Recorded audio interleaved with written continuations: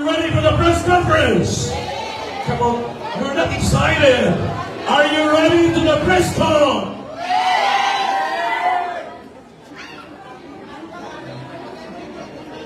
Now, to formally welcome all of you here today, I'd like to call a friend. Well, I'm really impressed with her untiring enthusiasm to organize events. I'm talking about Grace Moore in the house.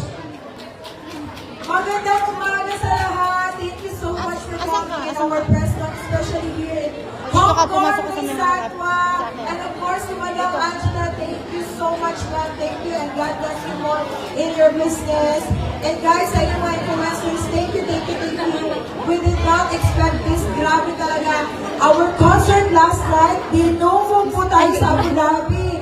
So for sure, dito sa Dubai, hindi tayo magpapaulit, tama?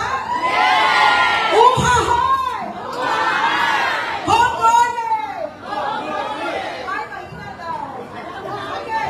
1, 2, 3, Hong Korner!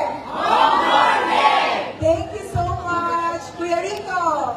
Thank you, Madam. You need to reserve your energy for tomorrow. I'm sure we have a lot of people. Who among you watched the concert of Abu Dhabi last night, even on Facebook? Raise your hands. You saw it, right? Now, with your presence here today, we are expecting to double the attendance tomorrow. Can you share it today? Can you share it today? Energy. That's what we want. Now, to also share his insights, especially the Abu Dhabi event, and he traveled all the way, imagine 9 hours, so I'd like to share the microphone with Attorney Torion today. Hello, Assalamualaikum warahmatullahi wabarakatuh. Magandang umaga po sa ating lahat. Ako po si Attorney Israelito Torion, but I'm not here for politics, I am here for Elias. And as you can see, we had a grand concert in Abu Dhabi last night. And we are hoping and praying that all of our Filipinos would be there tomorrow in the concert here in Dubai. And as you can see, he's now the hottest singing sensation in the Philippines.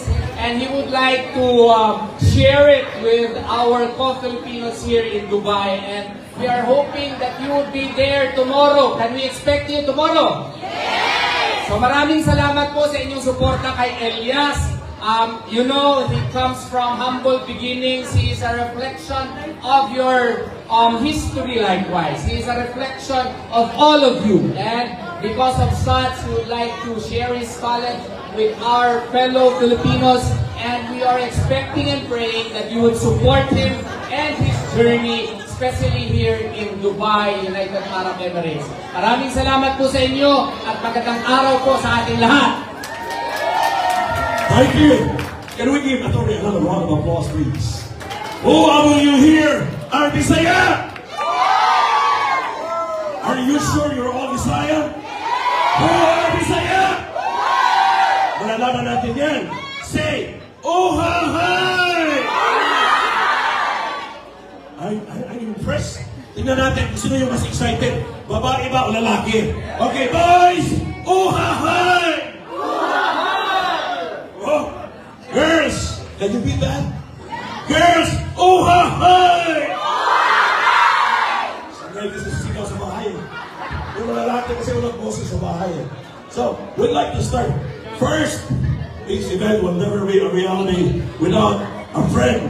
Madam, ang may-ari po ng Home Gourmet and Chinese Star. Welcome, Elias. Thank you for coming, and I hope everyone will go to the concert. Of course, we will also go. Thank you.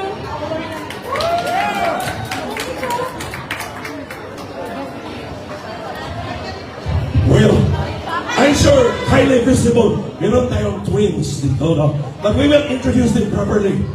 So, we would like to start the press conference now. So, are you ready for the press con? Oh, hi! I'd like to start with you, Marty. The news channel. Okay, before anything else, mas grabe yung press ko na to, pero mga question natin parang limited lang, no? So I would like to welcome as well, Kenji is here, Miss Kay